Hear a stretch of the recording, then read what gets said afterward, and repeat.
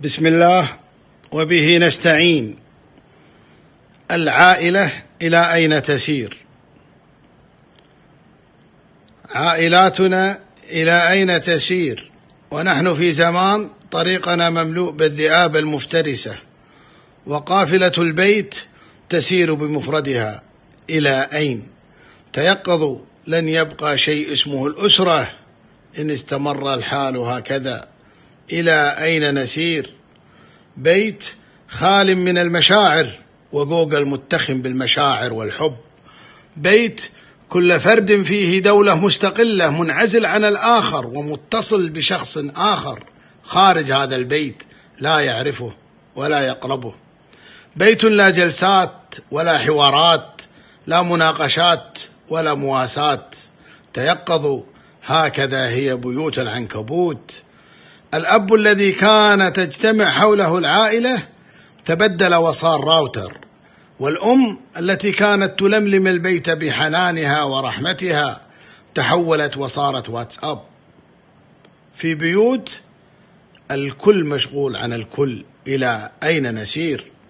الأبناء تحولوا من مسؤولين إلى متسولين، يتسولون كلمة إعجاب من هنا ومديح مزيف من هناك وتفاعل من ذاك وهذا وهذه.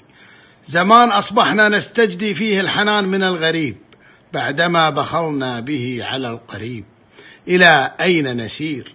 الزوجة تعلق على كل منشورات الرجال الغرباء وتعجب بصورهم الشخصية، وزوجها بجانبها يترقب منها كلمة إعجاب، والزوج يلاطف هذه ويتعاطف مع تلك وهن غريبات بعيدات عنه، وزوجته بالقرب منه ولكنها لم تسمع عطفه ولا لطفه. إلى أين نسير؟ تراقب كل العالم في مواقع التواصل، لا يمر منشور إلا وضعت بصمتها عليه، ولكنها لا تدري ماذا يوجد في بيتها وهل لها بصمة في سكينته ومودته. والأب يهتم بكل مشاكل العالم ويحلل وينظر لكل أحداث الأسبوع، وهو لا يعلم ماذا يدور في بيته ولا يستطيع تحليل الجفاف العاطفي والروحي في بيته. إلى أين نسير؟ يحزنها ذلك الشاب الذي كتب إني حزين، وهي لا تدري إن بنتها غارقة بالحزن والوحدة، تتأثر لقصص وهمية يكتبها أناس وهميين.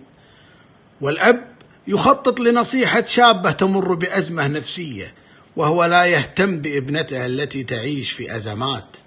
ابن معجب بكل شخصيات الفيس ويراها قدوة له ويحترمها ويبادلها الشكر لما ينشروه، ووالده الذي تعب لأجله لم يجد منه كلمة شكر ولا مدح. ولما هكذا صار المسير؟ لأننا نبحث عن رسالتنا خارج البيت، نريد أن نؤدي رسالتنا خارج أسوار البيت مع الآخرين، مع البعيدين، مع القرباء، مع من لا نعرفهم. ما الحل والعلاج؟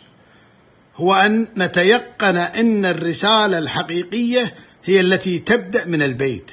رسالتنا تبدأ من بيوتنا وفي بيوتنا ومع أهلنا، ولنعلم أننا عندما نعمل على أداء رسالتنا في البيت قبل الشارع ستنتهي أكثر مشاكلنا.